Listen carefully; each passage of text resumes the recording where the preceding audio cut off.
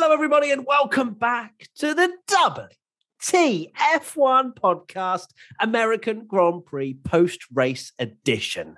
And goodness gracious me, did we have an amazing event in Austin. Now, let's talk about it. And it's not just me. It's not just Matt. It's Tommy, the WTF1 founder. Founded it from his bedroom over 10 years ago. University, weren't you, Tommy? Anyway, and Katie Fairman, the WTF1 editor. Both myself and Katie are a little bit sleep deprived after the US GP starting at 8 p.m. What the hell is that about? I know there's going to be a lot of comments going, wow, you look at you, Europeans, you're not being able to do one late race. No, we can't. We're not used to it. Yeah, I know. I was the same. I kind of covered it in the last podcast as well when we said it's really bizarre having qualifying, especially it was at 10 p.m. for us. And I 100% know that everyone other side of the world is going, oh, boo-hoo. You don't get one race at lunchtime. Fair play to everyone that does this on a regular basis, because especially the ones, when people are watching it at 3 a.m., 4 a.m. But this one was worth getting up for. I would have got up myself because it was that good. It was just amazing. It was interesting finding things to do in the time to wait for the race. But then once the race had finished, I just had boundless energy. I was just so hyped because it was a brilliant race, a brilliant US GP. It was indeed. And welcome along to our Team WTF1 members who are in the chat right now. If you fancy joining Team WTF1, we get exclusive podcasts live like we are right now. And lots of other things, karting, clubhouse at Silverstone, where you camp with us for the British Grand Prix. Loads of stuff. Go to WTF1.com/Team WTF1. Now, let's dive into some serious action. Action? It's difficult because a lot of it was just suspense. But either way, my 3-word race review, Max crucial win. I don't know if that's I feel like I've used something very similar in not that many podcasts ago. Yeah, maybe even the same 3 words, but it is. It's fine. You're just reinforcing your point. I think it was crucial podium or finish for the Russia one. I'm sure it was. Yeah, I think it was similar, maybe, but don't know. Either way, I feel like, yes, I am repeating myself slightly, but it is a crucial win because you're just such a Max fanboy. You just want to talk about Max, don't you? All right, mate. Look at the line in your background. But yeah, I think genuinely, obviously, as we get towards the end of the season, every win is crucial. But it seemed as though Max was very much against the odds with the strategy that Red Bull had to play after Lewis getting him into turn 1, and he just made it work. And I think another 3-word race review is a champion's drive, which is what I kind of tweeted, because it was one of those where he had relentless pressure on him the entire race once he got the lead. And obviously Hamilton was maybe on a bit more of a preferential strategy, having fresher tyres towards the end, but managed to hold on without any sort of mistakes. And if he's able to do that with what is now 5 races to go, I think he's ready. He's ready to be a world champion. He seems almost too cool. He did. He kept his cool a lot in that race. We came into the US thinking that this is going to be Mercedes track. They've scored. They've got a win here every single year in the hybrid. Pole here every year in the hybrid era because Kimi Raikkonen took that sneaky win in 2018.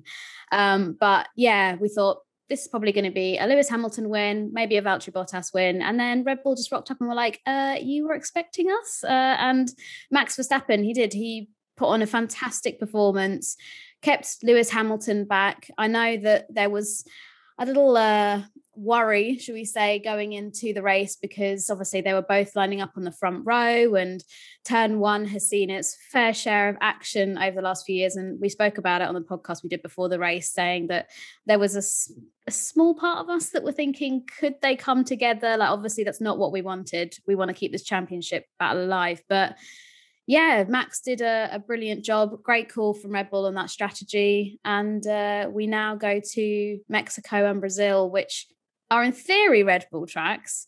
But this season has proved that absolutely anything can happen. The rule book... oh my God. Can you tell I'm on like 2 hours sleep? I'm about to put my headset on charge and I think you need to be on charge as well. I'm a low battery. The rule book has well and truly been thrown out for this season. I'm going to have a little micro nap while Tommy makes this point. Yeah, the significance of that victory, like you said, Matt, it was a champion's drive. It's very easy to be in, once you've got that race winning car, it's not as easy as just being able to win a championship. There's so much pressure. Let's not forget, this is the first time that Verstappen has had a car capable of winning a world championship. And for him to pull off a drive like that, 6 rounds to go when the pressure's really, really on, Lewis Hamilton, who just seemingly, he could well be out of this title, but is just not backing down, putting him under so much pressure, chasing him down. It did almost feel like at one point the Red Bull completely got the wrong strategy and he was going to be a sitting duck. And for him to get that win, extend the title lead, and just look so cool about the whole thing, it's such a significant win for him right at the end of the season when the pressure's on. Like you say as well, like a Hamilton stronghold as well. Red Bull haven't won there in the hybrid era, so very, very impressive drive. Yeah, and you could almost say that winning around COTA, when you expect this to be a strong Mercedes track, and then as we get towards the end of the season, Red Bull have usually been quite good as well. Of course, we've got 2 tracks that are completely brand new that we don't know where the form is going to lie, but generally speaking, like Abu Dhabi, for example, Red Bull have been quite strong in the past there as well, haven't they? So, it's going to, hopefully, fingers crossed, come down to the wire. But it feels as though, obviously, coming into COTA after Turkey, we were thinking, actually, if Mercedes sorted something out here with their straight line speed, they looked a lot quicker. And you're kind of thinking, oh, is this now finally Hamilton and Mercedes like stretching their legs and going to basically run away with the championship? But Max winning around COTA is something that none of us expected. I think we all expected Mercedes to be the quickest team, and they weren't. At ground _096, is that the best drive by Max Verstappen? In terms of leading from the front and fending off all the pressure, I think absolutely. You take into account the whole scenario of where he is in the championship, leading by only a few points, knowing that if he loses a position to Hamilton, it's a big swing in Lewis's favour. I would say certainly. Yeah, I'd agree. It may not be as exciting as something like 2016 Brazil, where he had that amazing wet weather drive. Obviously, we know with the driver of the day votes, people much prefer when someone starts 20th in an amazing car and finishes 5th, as opposed to just dominating or even just having a race from pole and winning. But for Max to do that, like you've mentioned and we mentioned earlier, in a championship fight, Lewis Hamilton driving as well as he is, Hamilton is arguably in the prime of his career. Like he's raised his game. I think you said it in IBR as well. Both of them are just raising their game. Thanks, darling. You should do that. I had time to this morning. But the thing is, they've both raised their game, and they're just building each other up. So they're both just driving unbelievably well. And for Max to beat Lewis like that, for me, it's definitely the best win of his career, just because of the significance of it and how he did it under enormous pressure and the circumstances of it being so close to the end of the title. It's a proper statement of like, I am championship worthy. I'm not going to bottle this under pressure or anything like that. It was an amazing drive. Yeah, I very much share the same view as both of you too. I think that was a phenomenal drive from Max. We're lucky we've seen some really brilliant drives from him so far this year. There's been no shortage of exceptional drives from him, which I think is, when you look at the ABCDEF1 rankings, Max Verstappen seems to have an A or an A star for almost every single race this year. But yesterday was something else entirely, really, like you say, a championship drive. And he now goes to Mexico with, I think it's a 12-point championship lead, which is the biggest lead we've had since Austria, which seems so long ago. And it really probably was only a few months ago. But a great drive from him. Was indeed. At Isolation Gamer 1, was Max getting the DRS off of Mick what saved him in the end? If he wasn't able to get the advantage, would he have lost? No, I think Mick, if anything, cost him more time by not getting out of the way. And there was, of course, he got DRS, which allowed him to, open his rear wing once. But I feel like Mick was the backmarker that, just made Max lose a little bit of grip because he was in front of him for maybe 2 sectors. So yeah, for me, I think Mick lost Max more time than what he gained back with DRS, because I think you only gain about 2/10. And I know Max was a bit of a sitting duck with his straight line speed, but no, I don't think Mick was a help at all. If anything, it seemed as though he was trying to help Lewis win the race, which I don't see that connection. If that was Sebastian Vettel chasing down Max Verstappen, there'd be all kinds of conspiracy theories. But no, I don't think he helped at all. No, when Mick did say after the race, he's like, I couldn't really disappear. And it's like, well, you probably could have like pulled away. Like there was nearest plenty of occasions. Mazepin was, I think, about 80, 90 seconds behind him. So, I mean, pulling over to the side is not going to cost you 8 seconds unless you really, really mess it up and end up beached in some gravel or something like that.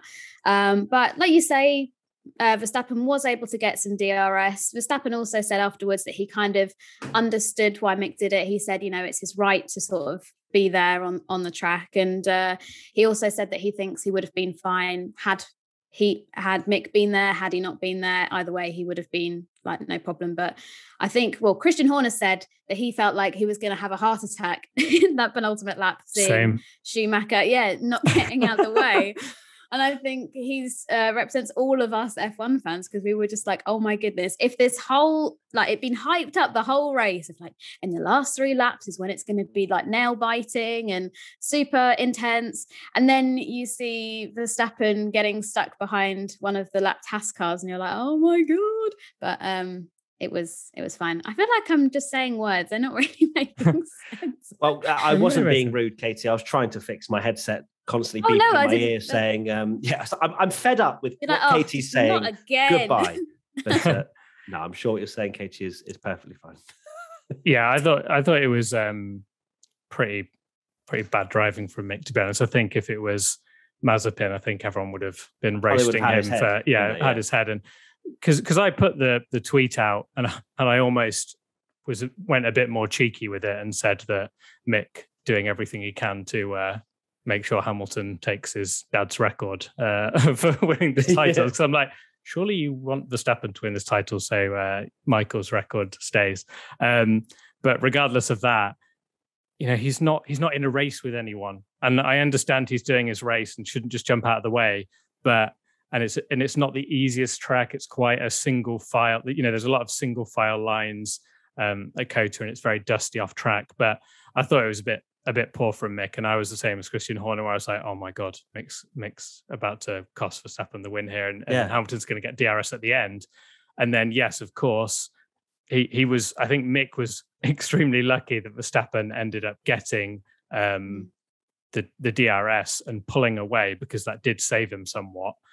Because if he hadn't, I do think we would have had a moment where Hamilton was getting DRS on the final lap down the big long straight. And then I think Mick Schumacher would have been an accidental, it would have been a lot more of a thing. And it would have, I imagine, certain fans of it either side wouldn't have been particularly happy if, a Haas's getting in the way is deciding the world championship. But that is the margins that we're having this year, that these races between Hamilton and Verstappen going down to the wire, that the traffic was so crucial actually during the whole race. We'll go into this a little bit later with how much action there was, but I almost wanted to see more of Max and Lewis, but there was so much action going on in the midfield that they understandably showed a lot of that going on as well. But you almost didn't see any of Lewis taking the gap down. But that I almost wanted to see that, because it was quite interesting, because you knew that every single back marker would play such a huge part.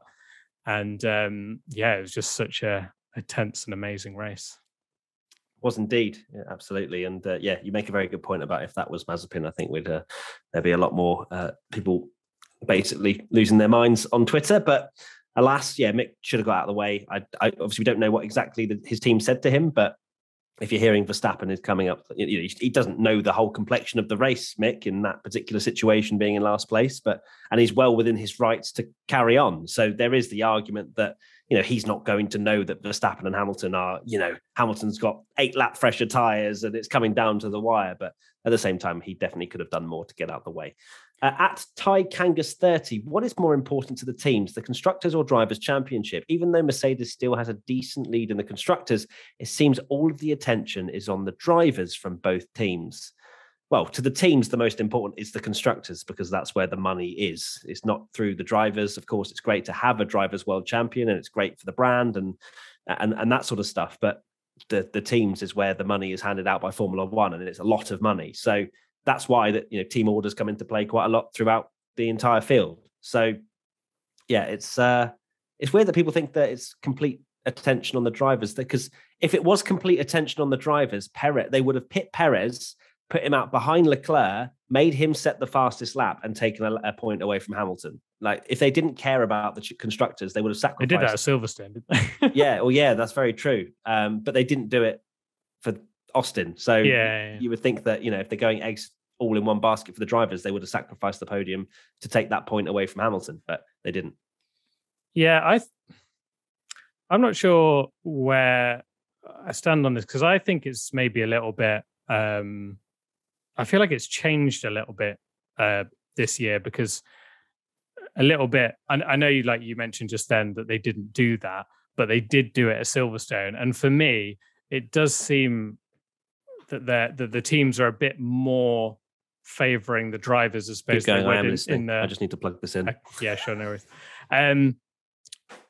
For me, I feel like Toto and Christian Horner have both been really, made it clear that the drivers is the thing they want this year. And I know that, they get the prize money and all this, but I think it's going to be a fascinating situation if the Constructors' Championship stays really close, what they'll do.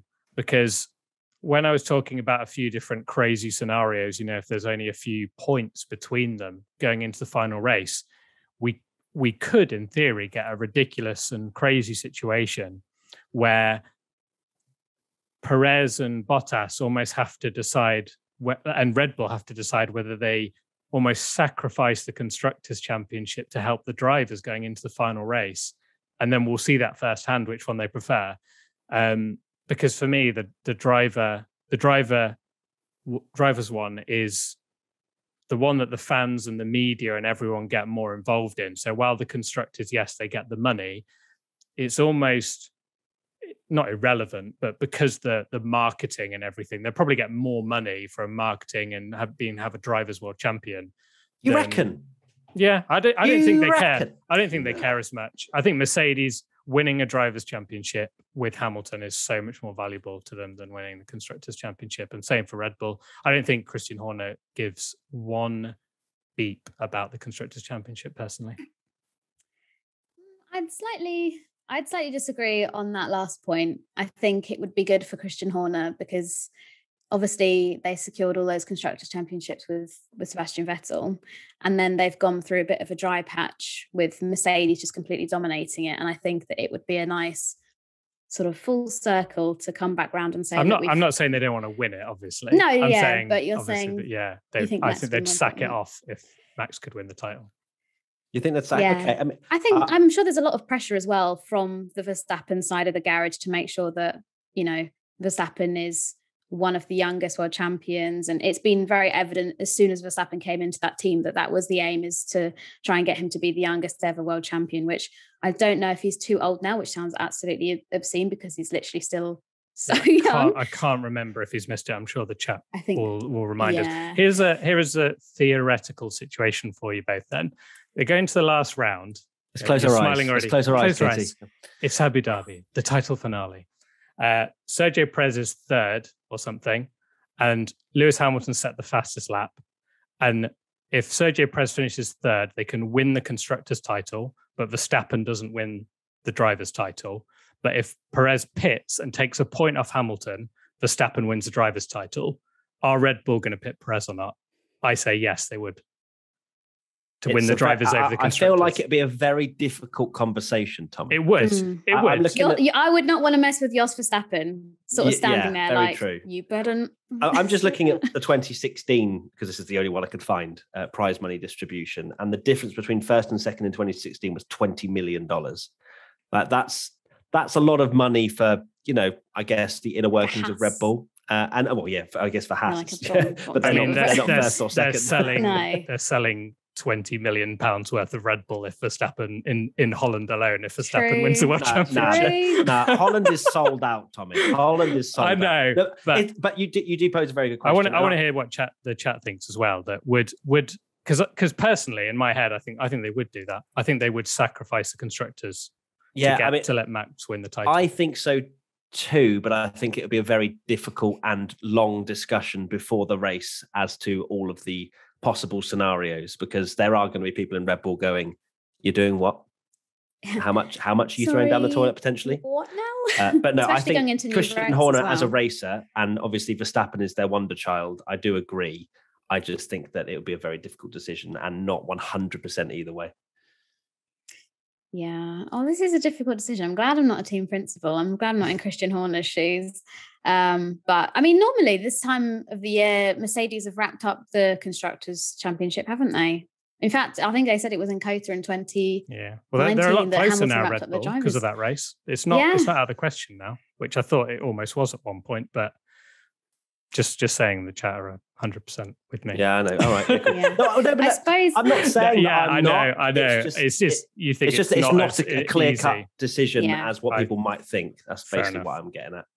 I guess for both teams, the marketing's great because if Lewis wins it, he's an 8-time world champion. He's got the most driver championships ever in Formula One history. That comes with probably a lot of sponsors and marketing and all that kind of stuff. And same for Red Bull. If they can say we have a world champion in our team now, and here he is, and he's really great, then that's also going to bring in more people. So it works both ways.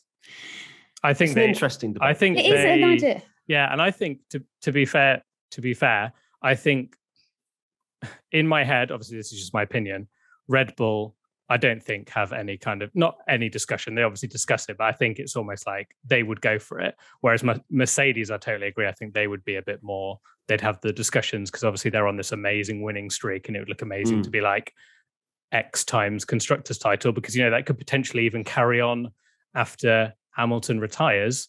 And then they have this, constructors winning streak of about 11, 12, 13. Yes. Whereas for me, Red Bull, it's just get the driver's title with Max. Yeah. So okay, no, yeah, we'll see. I agree. We'll see. I hope it does that because that would be fascinating. Yeah. Although at the same time, if Mercedes are the one that are going to be sacrificing the drivers to go and win. Well, I was just saying, I don't really. However much it would be absolutely insane, I don't really want the title to be decided by Perez pitting for a fastest lap. Well, no, but then obviously Mercedes would then probably pit Bottas. Bottas. Yeah. Oh my God, it would be absolute carnage. And it'd be like the Formula E finale was in season 1 when they just had that bit of a fast ending. Season 2, sorry. You can tell I watch a lot. Right, next question. Actually, was that a question that we've already covered? Did I ask that question? I can't even remember. That was what I asked. Yes, it was. Yeah. Tommy, your 3-word race review, please. Mine is more 2-stops. And, well, it's exactly what it says. It's just a showcase of how much better F1 is when it's a 2-stop race. There's more strategy variation. Overtaking is quite difficult at Cota, despite being, a good track. And in theory, should be easy. And, there's quite a bit of passing in the midfield, but it's very dusty offline. Saw how hard it was for Max and Lewis, even when they had an advantage behind each other, they couldn't really get past. So when you've got that strategy, it just throws another curveball into the mix. And it's not really much more to say than that. Just, I think it's just F1 is just so much better when you have that 2-stop because it just makes the race more entertaining, more strategy. And you get that level of jeopardy again. I think that's almost going back to Turkey. Maybe wasn't the race we expected because everyone's just saving their tires. You do one stop and pit. Whereas this race, it just shows that more pit stops equals more excitement. But not too many though, Tommy. Not too many. We've seen the 4-stop era in Canada and all that good stuff where the tyres were falling off after 5 laps or whatever. So, yeah, 2 stops is just about right, isn't it? It's not forced entertainment. There's enough strategy elements for undercuts, overcuts, wombling free, all that stuff. So, yeah, it's... I don't know why I just used the Teletubbies reference. That was very odd. But yeah, so... Teletubbies? Yeah, isn't that... Wombles? Underground, overground, wombling free. That's weird because I was in We Will Rock You, and I swear I then said in the script, because I was the bad guy, and then I said, what did Poe and do they say? Why do they say Winky? Yeah, maybe it's two different things. Where's this going? Underground, overground, wombling free. Okay, anyway, I don't know where I went with this, but we moved. That's the beauty of this podcast. More 2 stops. Yes. Well, we had Sonoda and Sainz on the soft, so they were Poe in terms of colour, and then we had the rest of the grid on the yellow Lalas. God, but yeah, I agree. I thought it was a good mix of people. I mean, I still don't understand why they put especially Sainz on that soft tyre, and I don't think Sainz really understood either. But it did mean that we had a really interesting strategy decisions made there, and then with the 2 stops and bringing Max in so early, like I think most of us watching that were like, surely that's either like a bluff or something along those lines, but it ended up working out pretty well. And Red Bull are doing, like, they've seemed to have just really nailed it now, where they're bringing in Max earlier than Lewis and managing to make that strategy work. But yeah, yesterday's race, it was particularly, I think it was like lap 10 or something he came in, which out of a 56 lap race is pretty early. Who was that, sorry? Verstappen. Yeah, I think we saw pit stops early. He was in before Sainz, who was obviously on the soft, which was... we saw like pit stops from lap 8, didn't we? I swear there was some people that were coming in. Very early. I guess it's because they knew that they couldn't do a 1 stop. 2 stops was the quickest way, but then there was clearly some leeway as to exactly when you wanted to do that. So kind of obviously Max saw that as the opportunity, so that he then if he waited for Lewis to pit, then Lewis would have always had track position, most likely, because I guess Lewis is technically undercutting himself, kind of, you know what I mean, to defend his position, basically. Yeah. So yeah, interesting stuff. 2 stops were 100% the way to go. Unfortunately, it's very difficult for Pirelli to apparently do that. Whether that's, Formula One telling them not to, I don't know. But surely it's not too difficult to make a 2-stop. It should just be 2 stops. But then again, we have spoken about this before. Making it a mandatory 2-stop is something we didn't want. We just want a natural 2-stop, right?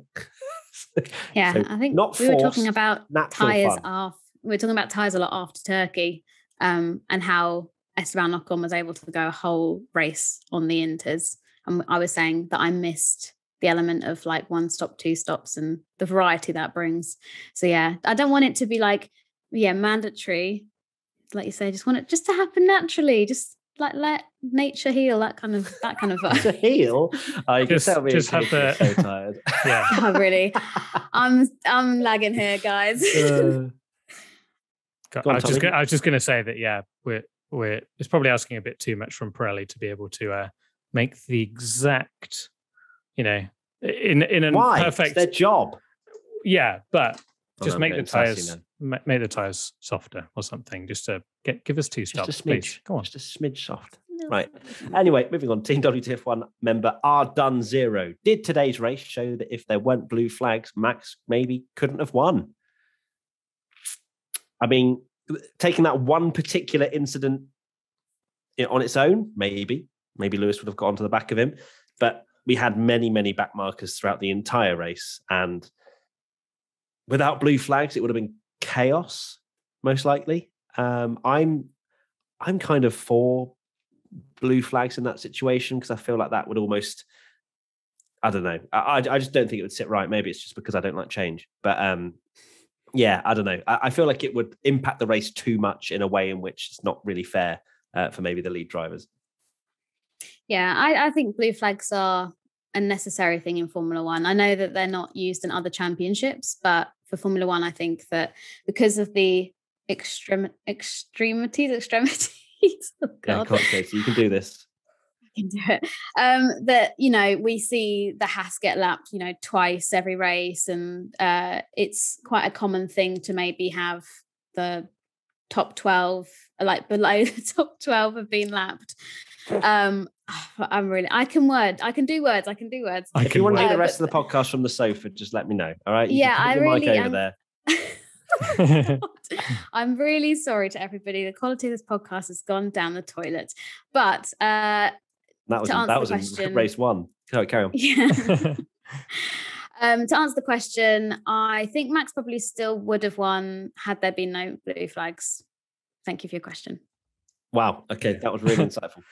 Yeah, it's too hard to pass in Formula One without blue flags. I mean, even as woeful as Haas are, you saw it. If Mick kept avoiding blue flags, he could stay ahead of Verstappen for quite a few laps. That's how hard it is to pass. Or at least half a lap, and then you get into the midfield. I can't remember exactly where they would have lapped up to, but at if I don't know if you guys know who was the highest person they lapped, but say it was a McLaren or an Alpine or whatever, not an Alpine because they retired, but it's going to be so hard to pass, isn't it? It is indeed. I've just spilled half my water down myself. The highest person to be lapped was Yuki Tsunoda in P9. There you go. And, an AlphaTauri is a good car. And regardless of Max Verstappen and Lewis Hamilton being a lot quicker than Yuki Tsunoda, the dirty air as such, is so bad that Yuki could probably hold him off for quite a while, which we actually did see because they were in a battle of their own and they struggled to get past.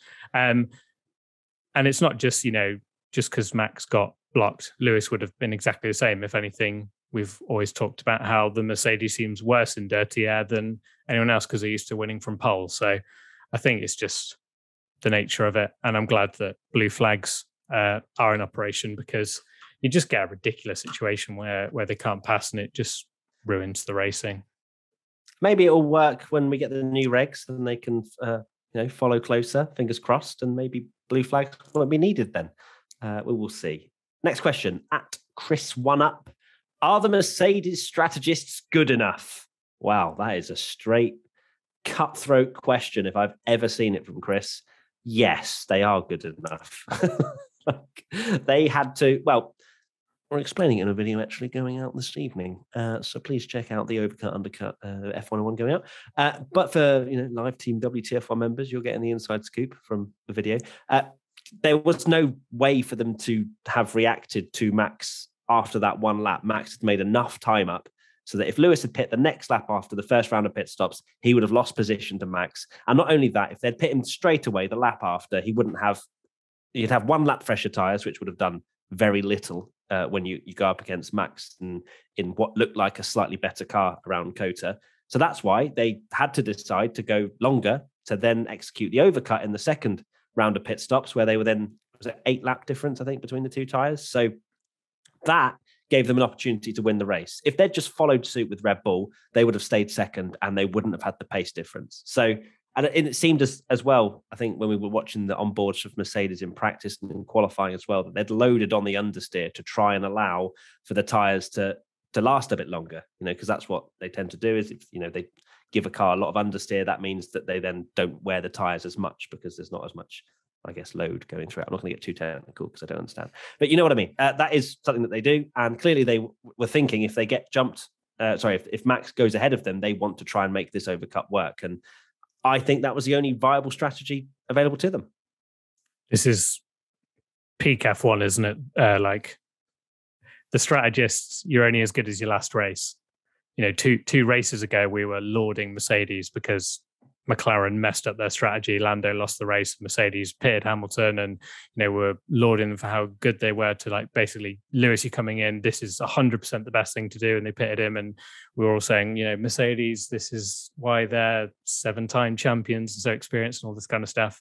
And then this time it doesn't work out, and we're saying they're terrible.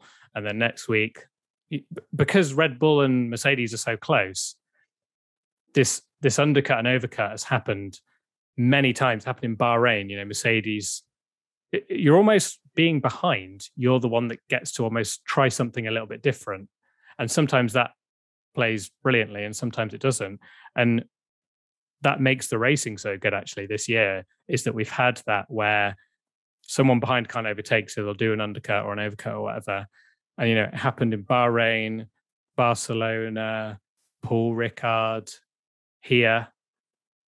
It's just happening all the time because they're just so close on track, and it gives the opportunity of the car behind to try something. And when it works, they're the greatest strategists in the world. And when it doesn't work, they're apparently terrible and everyone questions whether they're good enough or not.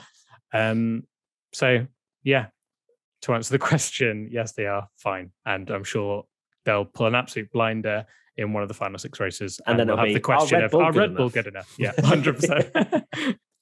Literally, it's like swings and roundabouts. I think Mercedes strategists are definitely good enough. Like you say, there's a reason why they have so many Constructors Championships and have managed to help provide their drivers with so many drivers' championships, is because they know what they're doing and they are one of the best, if not the best. It's just that Red Bull have pulled things out of the bag this year. They've played them at their own game. Yesterday, I don't think that Mercedes probably could have pitted Lewis any earlier than they did Max.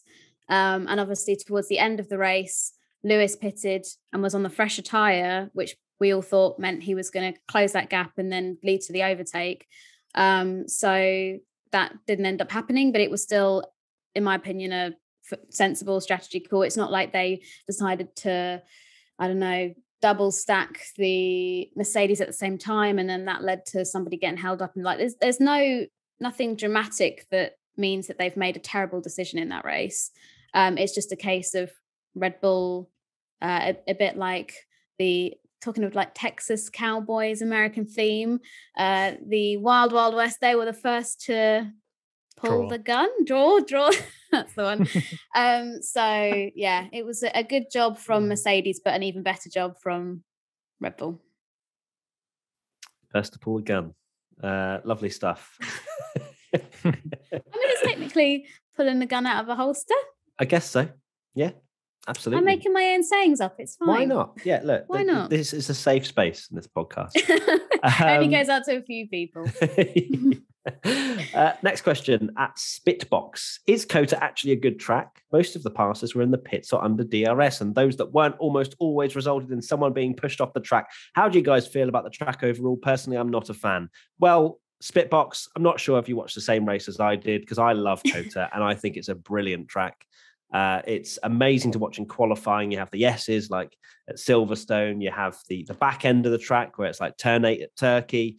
You've got an awesome corner just before that turn 8 at Turkey-esque sequence of corners where you can take maybe 3 or 4 different lines into that double left-hander just before the Nico Rosberg spinning under from a gust of wind corner.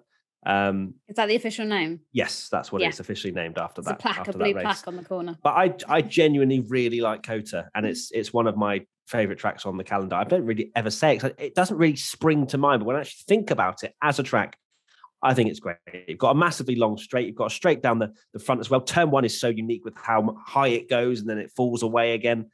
I think it's brilliant.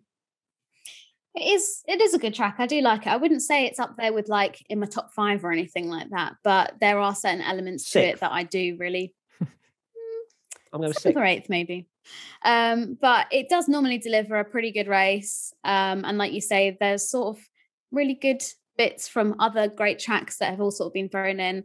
There are some bits like the straights, sometimes I maybe feel are a little bit too long. But generally it has provided us with great racing. And like you say with this question, I thought that the overtaking yesterday was brilliant. Like there was, I'll go into my 3-word race review in a minute, but there was something happening almost every lap. And I won't waffle on too much because otherwise I'll just explain my whole 3-word race review. But I really like COTA. I think it's a great track. Yeah, I agree.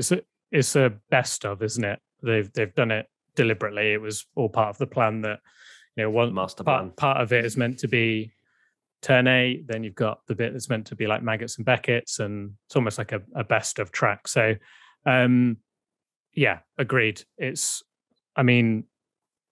Newsflash. F1 is really hard to overtake. and almost every circuit is terrible because the dirty air is so poor in these cars. And for a track, yeah, I mean, if that's not a lot of overtaking, you're not going to enjoy the final few races. Although I guess Interlagos is a good track for passing, but we have this discussion a lot of like, is the track good enough for passing? The cars are just awful for overtaking, and there's things they can do, and next year is meant to be better. We'll find out, but I wouldn't say that Cota's terrible, and I thought there was quite a good amount of on track overtakes, like Katie said, going to review, but there was almost too much going on that the TV didn't know where to look.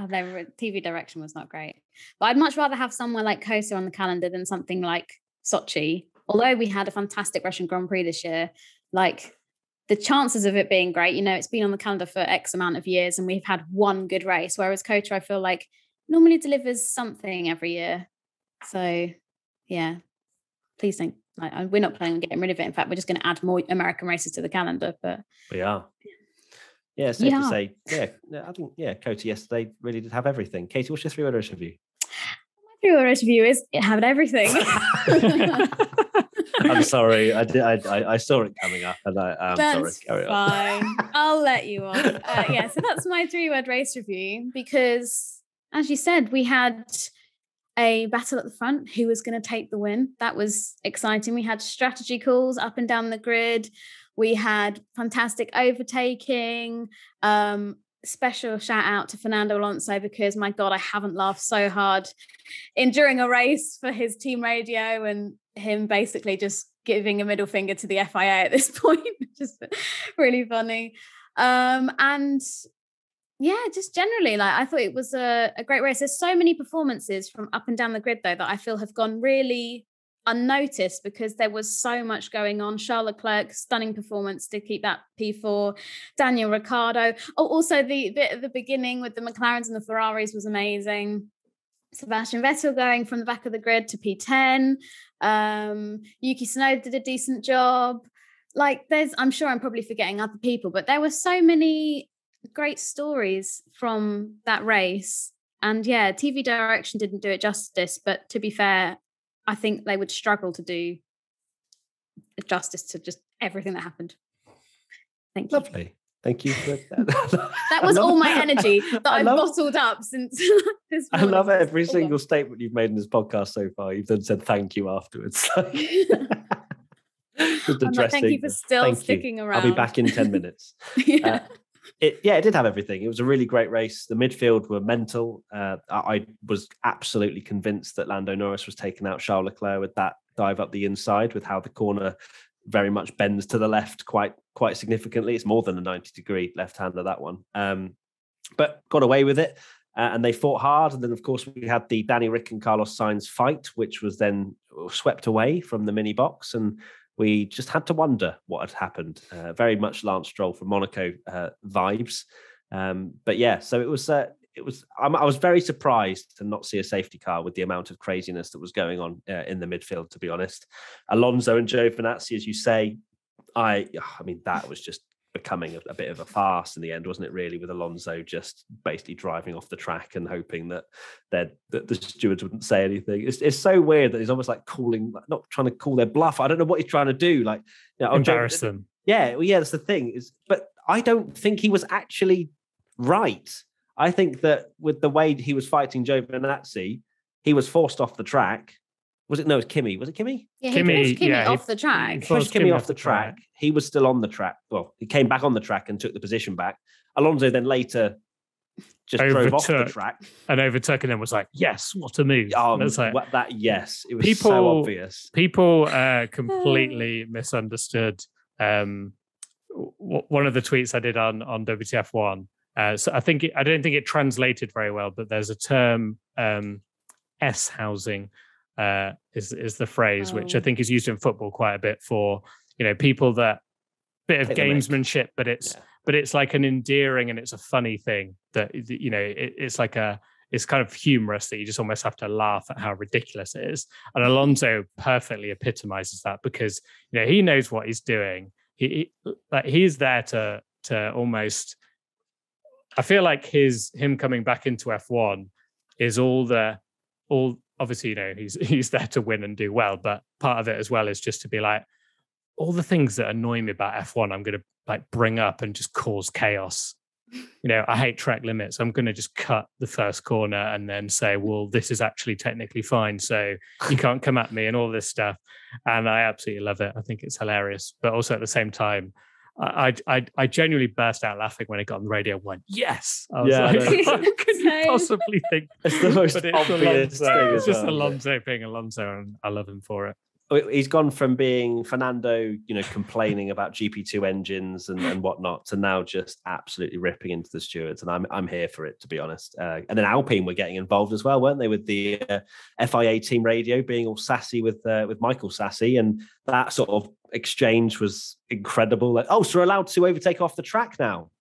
No, we're not allowed. Brilliant. You're not allowed to overtake. It was amazing.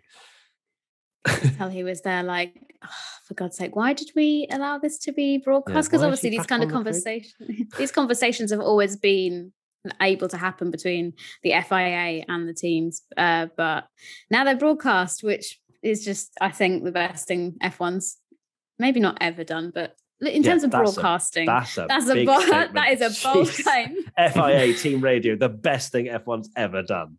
Yeah, amazing. But no, it's certainly very entertaining for us fans listening into these conversations. And yeah, you can just imagine Michael Massey sat at his desk being like, "No, that's not okay," and like I keep just jabbing at it. But you got to remember, Michael Massey isn't the stewards as well. That's true. Yeah, he's literally passing it on to the stewards. I'd love to see a comparison of how teams spoke to Charlie Whiting and how they speak to Michael Massey. I guarantee it's very, very different. And I think Michael was probably at fault for that because of how he set the tone from what we saw anyway. And, you know, he was the one that kind of led this whole sassy sort of responses. And I feel like the teams haven't particularly responded well to that. Anyway, moving on.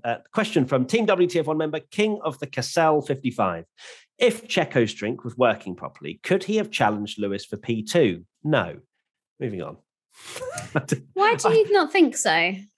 Because Lewis was 1.4 seconds off Max. I don't how Perez was reasonably on the pace. I'm going to be Team Perez here because he was really under the weather yesterday. He said that he'd had some sickness and diarrhea in the morning, which, you know, but maybe a bit of a TMI when he dropped that in the Sky interview. I was like, driving a car with diarrhea. It's all right. Hold it in with G-forces. It's fine. That's gross. But yeah, he was saying that he'd been really unwell and so had been making sure to hydrate in the morning. And then going to the grid, it was evident his water bottle was leaking, like he had to change his racing balaclava, but thought it had been sorted. And then imagine knowing that you've got to go around COTA, which is a massively demanding track. Like we've seen the G-forces that you get around some of those corners. It's ridiculous. The track is mega bumpy. It's super hot. You're feeling like absolute SHIT already. And then you have to go around with absolutely no water or any kind of fluid. And like there are moments on the team, like camera that he has on the top of his car, you can see him, he's having to open his visor as he's driving down some of the straights because I'm sure he's just absolutely like flushed and feeling completely exhausted. He said by lap 20 that he was like pretty much ready to give up. So for him to power through and still maintain P3, I think is an absolutely heroic drive from him. And when you compare it to somebody like Valtteri Bottas, yes, I know that he didn't have the best quali. He also had a 6th ice change. But like, what did he do from the back? He didn't come up and challenge Perez, you know, who's having a terrible day, and take that 3rd position. So I'm going to defend Perez. Managed to keep Leclerc back, who looked, you know, fairly strong throughout the weekend. I appreciate that, Katie. That wasn't the question, though. It wasn't, but I was more than happily going to jump on that exact same bandwagon. It was more the fact that no, he wasn't going to challenge Lewis for P2. I think that he would have sat in P3 quite happily and not been challenged by Leclerc. But yeah, not to have his drink is insane. And the fact that he was able to get to the end, especially with how he looked in the post-race interviews, to just get to the end was a miracle. And the fact that he was unwell as well, I mean, I can only imagine that adrenaline was the only thing keeping him going. But King of the Cassell, Max and Lewis were in a completely different league. Even if Sergio was completely well, I don't think he's within 10 seconds of those two. But, you know, that's just a running trend of the whole season. That's not me being necessarily negative. I think he would. Yeah, it's one of those things. I don't think he would be up there with Lewis and Max. I think the gap, the 44-second gap, is massively exaggerated. I think not just because not just because he's unwell. At the end of the day, he was being used, wasn't he, to help Max's strategy. He didn't really get to do the strategy he wanted, but he was on the same strategy as Max, though. Yeah, but I don't think, they pitted him, didn't they? And then they put the mediums on, and they wanted to try and sort of make Hamilton stop, didn't they? That was like Max's. Yeah, I guess he had to push hard at the start of his stint. Whereas I think, I don't know this for a fact, but you never know if Perez could have done his own race, maybe he would have done his usual, I'm just going to stay out, do a one stop, and might have gained quite a bit of time or done something a bit different. But at the end of the day, he's got to play the team game to help Max. And I think he did that perfectly, and that's what got him. So the 44-second gap is I saw a lot of people going like, 44 seconds, you can't say that's a good drive. But for me, it is because of him essentially sort of not running the race he wanted to, and also the fact that he had diarrhea. Yeah, that's not nice at all. And let's not forget horrendous. As well, his qualifying was unbelievable. I couldn't believe it when he almost took pole position. You've seen that in our qualifying watch along with me and Katie, if you tuned in. But obviously ending up P3. I did watch that.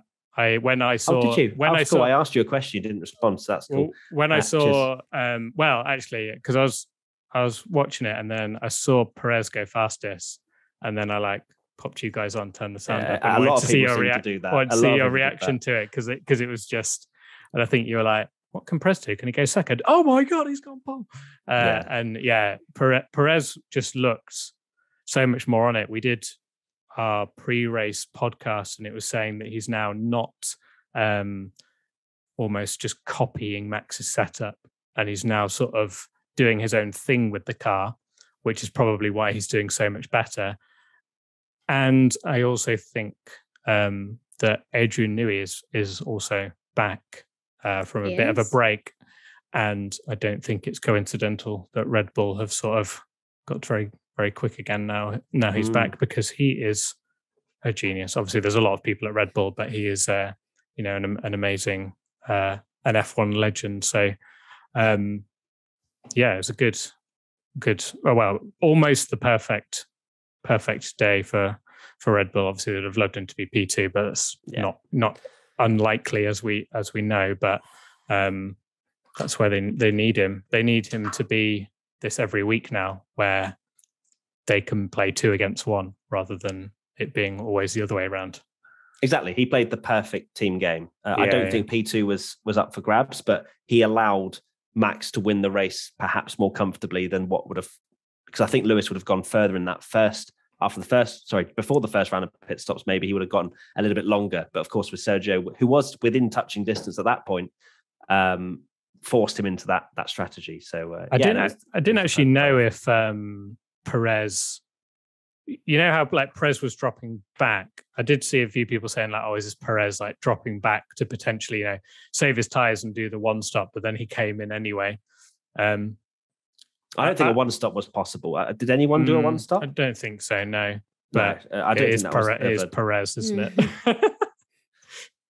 Yeah, I guess, but that was never possible because of the fact he was pushing to make Hamilton stop. So I don't think that was ever on the cards. Exactly. I think if he hadn't have had to push to make Hamilton stop, maybe there's a very small chance. I'm trying to think back to Portimao, where Perez was the only one that did that one stop strategy, and it allowed him to get to the front. I feel like now Perez hopefully seems to be back and driving really well, that we get to see those sort of crazy things again, when they can make him do a one stop when everyone else can do a 2 stop, and it puts him at the front. And that's that. I mean, if they've got that to play with in the championship battle, that's going to be amazing for Red Bull. Yeah, I just don't think he's got the confidence in the Red Bull to pull that kind of performance out just yet, maybe. Because he managed that obviously in the Racing Point and whatnot. But that's when he was, I think, in the peak of his career. He had confidence. He won a race in Bahrain, all that good stuff. It'd be good to see him get back to that. And then he can be a massive factor. But there's only 5 races to go, so he's going to have to do it pretty quick. At Eric Gentilella, I almost read that wrong. Can we get clarification on the pushing another driver off the track rule? I feel like this has happened in many races this year, and it feels unclear on what the consequences are and who is punished. It would be cool to know when it's okay to push a driver wide and when it's not. I'm sorry, Eric. We are as confused as you are. It seems as though there is one rule for when you push a driver onto the gravel. Take Austria as an example with Lando and Perez from a couple of years ago, wasn't it, that one? And that we've seen many where it's like, if the other driver has more of a consequence, which is not what it's supposed to be, then they'll get penalised. But if they're pushed onto a runoff and can carry on, then it's fine. It just changes every week, doesn't it? The problem is every incident is different, however much we want to compare, but no rule is the same, which makes it difficult. And also, but I do totally understand that it is just confusing, because it seems, 1 week Gasly understeers into Alonso and gets a 5-second penalty, and then the next week there's collision between someone and there's no penalty. And before we go into another inconsistency FIA rant, that's just Formula One, I'm afraid. I think it does just make a mockery of it. Does almost make a mockery of track limits, and I think that almost is what Alonso's sort of deviously playing at to almost, he's making it his sort of parting gift to before he retires from F1, just to basically show how ridiculous these track limits are, and how it's completely farcical, because it's almost like they've had to start adding these tarmac runoffs for safety, but there's never been almost a solution or the correct procedure of what you're allowed to do and what you're not allowed to do. And it seems to change every single week. And it's almost like they need to put in some concrete rules for tarmac runoff, excuse the pun. Hey. Yes, like you say, without going into another FIA rant, I know I've had a few people tweeting me saying, I can't wait to hear Katie go off on an FIA rant about track limits this week, but I'll try and refrain myself. But yeah, essentially the FIA's inconsistencies throughout the season has made it almost impossible to know what, like, unless it's a very evident you've broken the rules kind of thing, what the actual outcome will be. I do understand where Fernando Alonso is coming from, because he saw Austria, prime example. Ricciardo was the one that used the track, like went off the track, and in Alonso's eyes managed to pass 2 or 3 cars, gain an advantage, come back onto the track, and nothing was done about it. So Fernando being Fernando, he took the opportunity in Sochi and, went through turn 2, through the little runoff area, and rejoined the track. Bearing in mind, Alonso wasn't the only driver to have done that on lap 1. I think people like Verstappen and Giovinazzi also did the same, but I understand that Alonso was the first person to have done it. And took it at 150 miles an hour. Well, I never actually ended up seeing the onboards of the other guys, so they might have done a very similar thing. Oh, no, they did not. Alonso, he practiced on the formation lap, didn't he? He literally practiced it. He knew exactly what he was doing. Yeah, and I think, fair play. If there's a rule there and you can exploit it, like as blunt as it is, that's Formula One. That's what teams up and down the grid are doing with the technical regulations and the sporting regulations. If there's a loophole, then they'll try and use it. But this weekend, Fernando, in my opinion, was in the wrong. He pushed Kimi off, and I'm amazed that there wasn't actually a worse outcome from that little tussle on track. And then to do it with Giovinazzi as well, like, it's just made him look a little bit silly, in my opinion. I totally am with him on his other sort of criticisms of the FIA, but I think that one was maybe he took it just that little bit too far. As entertaining as it was, that's not really how it works. But yeah, it's just the FIA have made their lives extremely difficult, because who knows what the result's going to be. Like even Pierre Gasly last race in Turkey, we talked about it on the podcast. In my opinion, that was a racing incident that wasn't worthy of a penalty, but they've done it. And now that's going to be used as evidence for races or years to come. And it's just, I just want everything to just start from scratch. It's okay, Katie. It's all right. Silly. It's all right. Let's keep smiley faces on. It's okay. We had a good race. Okay. We did. It was a really fun race. You can go to sleep now if you want, Katie. It's fine. It's fine. We're going to get through WTF1 and I'm going to get my motivation back, and then I'm going to take a nap on myself. It is interesting if it was someone else, not Fernando Alonso, who's known for his antics and whatnot. If a Verstappen or a Hamilton's doing that, the world would explode. Like especially if someone straight lined Russia turn 2 and did what Alonso did, I think would have a completely different story. But because Fernando, for whatever reason, is accepted as this kind of like warrior of the people, I'm not sure. But it's a very weird thing. Warrior of the people. Yeah, there you go. That's his new title. But I do find it strange because it was petulant around America. And, because it didn't go his way, he kind of just started basically playing up, which, it is great to watch. And it's, oh my God, he's challenging the stewards. But at the same time, I think if he continues to do this, people will go, like, for example, Mexico turn 1, when he straight lines that and takes the lead, he'll have found a loophole about something or other, won't he? So he'll be reading my prediction. Sporting Wrestling. Yeah. I did actually. It was in my mind somewhere. Next question. L Penguin 147. Opinions on the Danny versus Sainz tussle. Personally, I thought it was just hard racing. Yeah. Robin is racing. But once we finally saw the replay, it's just racing. I don't think it was really unfair. It's it kind of chokes a bit, doesn't it? It kind of gets narrower in that section of the track. So they're just fighting hard, and Danny Rick just absolutely sending it. Love it. I don't think there's much more to debate on that. Just Danny Rick things, I think. Yeah, it was such a good battle. That's what I love, that sequence of corners at Kota. I'm looking forward to, hopefully, the cars being even better to I say even better to overtake, able to overtake in that section, because you can take different lines through it and almost, block the exit. And yeah, that was a great bit of racing. The one that I was most confused about was that I'd not seen here, or I don't think many people mentioned it, but the Sainz bit where they told him that he needed to let Lando through and he went, nope. And then nothing ever happened of it. They're just like, okay.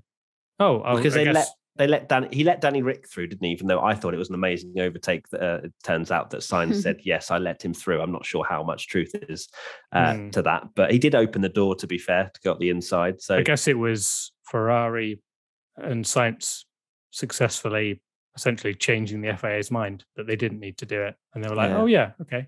Yeah, you're right, actually. Very which is odd, isn't it? Odd, but I guess. Just steward things. Right, am I right? Yeah. I'll buy you a bottle of tequila in Mexico. Yeah, literally. Yeah.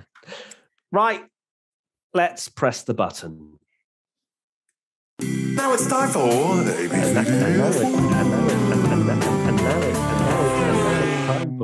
ABCD, and now it's time.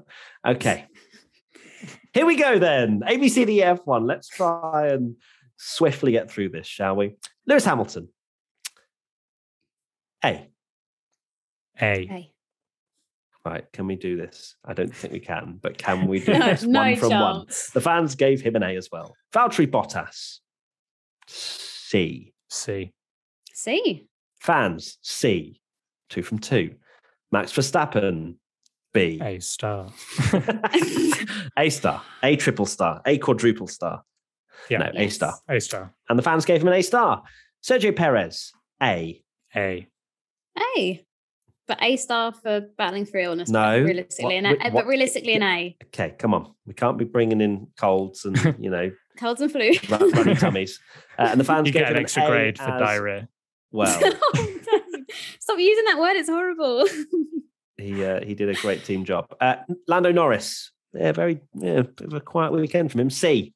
Yeah, anonymous, really. C. Got out qualified and beaten by Daniel Ricciardo, which has not happened that many times this season. The fans gave him a C as well. That's 5 from 5, everybody. Daniel Ricciardo, A. A. A. And the fans gave him an A. 6 from 6. Charles Leclerc, A. A star. Oh, no. You absolute... I was doing it for the synchrony. No, A star, 100%. You absolutely disgust me. A star.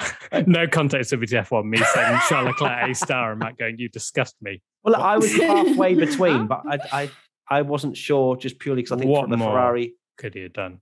I just think the Ferrari had a bit more pace than they screwed Sainz rather than. I think Leclerc did amazing.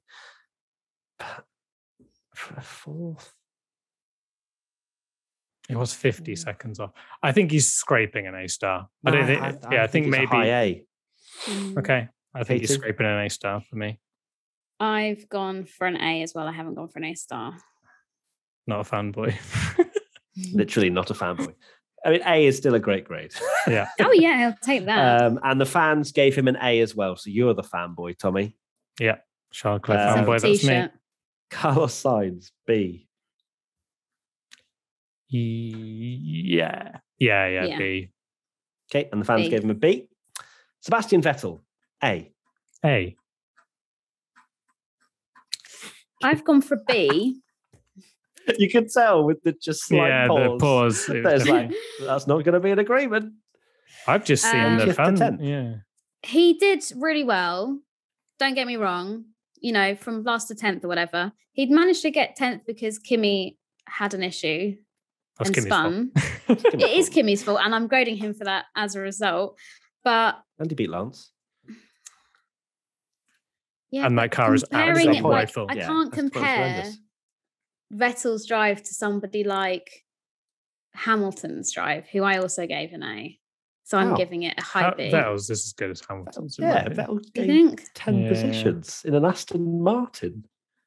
With 3 retirements. To be fair, some of those cars were rubbish. Ocon was getting beaten anyway because he'd had a crash. Alonso was getting penalties left, right, and centre, or not, whatever, having an argument with the stewards. And Gasly just had a broken car all weekend. I love the way this is the opposite of last year when we'd always be a bit more harsh on Vettel's grades and then everyone would be like, you're so harsh to Vettel. And I can't believe the fans have voted him a B as well when he went from 18th to 10th. Whoa, spoilers. We've not got Katie's. Have you gone for a B, Katie? I'm going to go for a high B. Well, it still averages as an A because we've both. It does. Well done, Tommy. We did this with Seb. And he did an amazing little thing on the microphone, didn't he? Where he was asking the fans not to litter, which is just like, bless him. I think it was on. I don't know if you guys saw that. Did you or not? I didn't actually. No, it was in the pre-race interview when they go around on the truck. He basically just said, "Don't litter," which is. Did you see the person that was dressed up as that Mike Myers' scary Halloween character that was? Just in the background somewhere. Yeah. Oh, I didn't see that. That was scary. So Vettel gets an A from us and a B from the fans. Lance Stroll, C. Yeah, C. C. The fans gave him a C. Pierre Gasly, can't really rate him. C. Had a C. Yeah, C. He dropped behind the start. And it was unlucky. At one point. I know. Incredible. I was like, what universe am I in?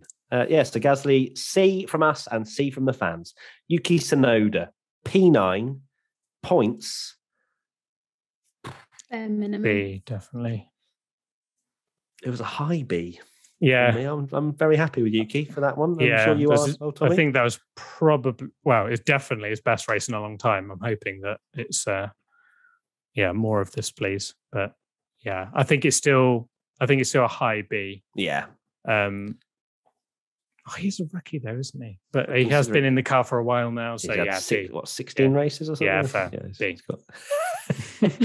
Tommy until the very last race is going to be like, Yuki is a rookie.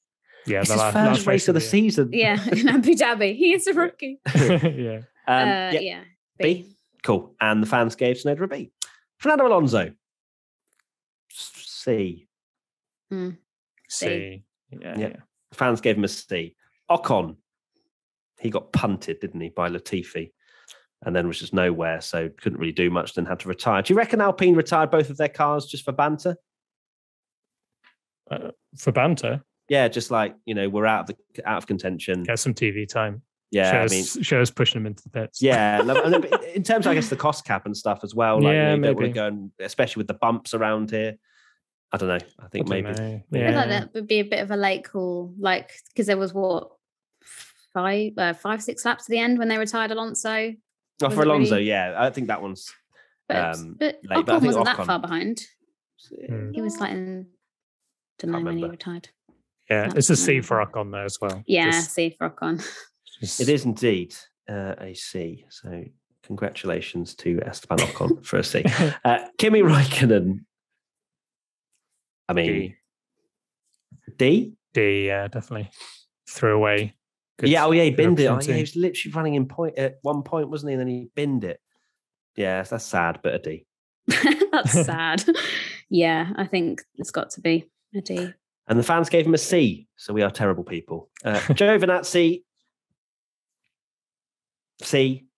11th. Yeah, another bit of a nothing race, wasn't it? Yeah, well, he actually had a bit of TV time for a change, but it was still a C kind of performance. Yeah, and a C from the fans. George Russell. I mean, had to start at the back, made some positions up right at the start. He got up to like 13th, didn't he? Right at the beginning. Did really well. And then just didn't really go anywhere from there. So C. C, I guess. Is that right for you, Katie?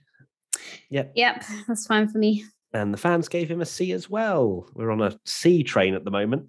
Latifi punted Ocon. I'm giving him I was going to say E, but D. D. I've gone for D as well. I've gone for D as well. He almost came out of the pits and took his front wing off again. Oh my God, I know. Insane, isn't it? The fans gave him a C. Surprising. Didn't think that was a C performance from Latifi. Nikita Mazepin.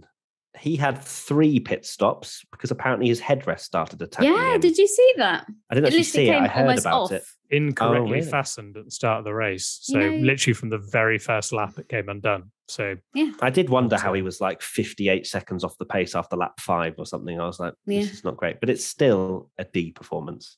Yeah. Yeah, because he was... where was he compared to Mick in qualifying? Yeah, it wasn't on the pace either. So yeah, D. The fans gave him an F. Shock. And finally, Mick Schumacher. He was actually doing okay at one point, and I saw him fighting the Williams. Then all of a sudden, he wasn't. So close to Latifi. Yeah, he said, had I been given 5 more laps, he thinks he would have passed Latifi. Oh, really? Wow. Fair play.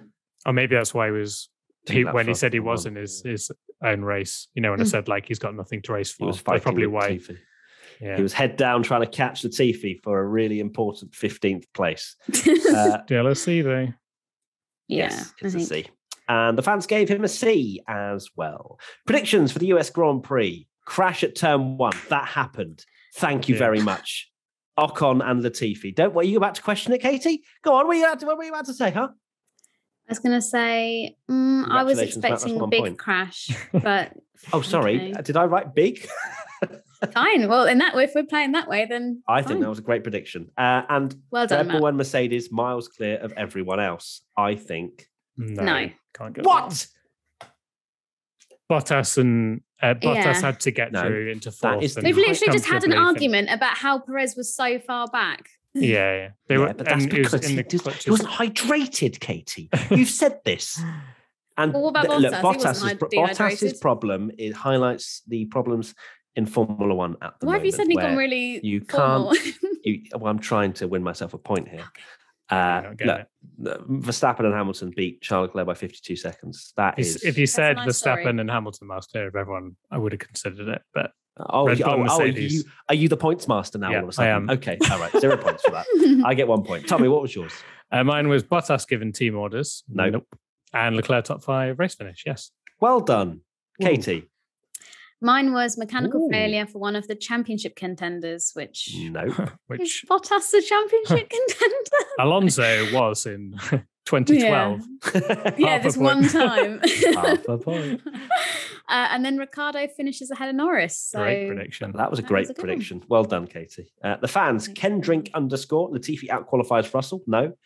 F1 Aditya, McLaren double DNF, no. And Mega versus Primus, Mick to score points, no. Predictions for the Mexican Grand Prix. I've gone for Perez team orders and Sonoda scores points again. We discussed this in our podcast, didn't we, about Perez team orders. It's going to be, Mexican fans aren't going to be happy with Red Bull if he has to sacrifice a win. Might do. Speaking of Perez, I'm going to say he gets his first pole position. Oh, so if you get that, I probably get mine as well. So let's do that. Probably. Let's do that. And more track limit drama from Alonso, aka shock. Just straight lines. straight lines. We've seen it before, haven't we? Hamilton did it. Hamilton did it. I think he got away with Alonso's it. going to do it. So yeah, it wouldn't surprise me. Just going to gain 8 positions. Katie? I've gone for a Gasly top 5 and a Ferrari podium. Lovely. Nice. And Tommy's decided to choose a very similar one for the fans. Ace 12 Adam, both Ferraris on the podium. Oh, well, I can change my Ferrari podium if you want. Oh, no, it's okay. It's okay. You know. Stormboy 172, Russell top 5 in quali. Top 5? Tommy, what are you choosing here? Are you trying to make sure the fans score no points for the rest of the season? Yeah. And what on earth is that name? Fruntrignandini, DNF for one of the Red Bulls. Wow. There you go then. That is the WTF1 post-race podcast done and dusted. Thank you to the Team WTF1 members watching live. Please do check out Team WTF1 if you want to get involved with that. We do lots of stuff. Discord as well. We got that. There's lots of karting stuff flowing about there. Yeah, karting, camping. There's the Mercedes Sim competition, which we've of course closed, but there's that coming up for some of the lucky winners. Lots of stuff. Tommy, final thoughts? Led you into a full sense of security like Matt's in ad mode. I genuinely don't have any.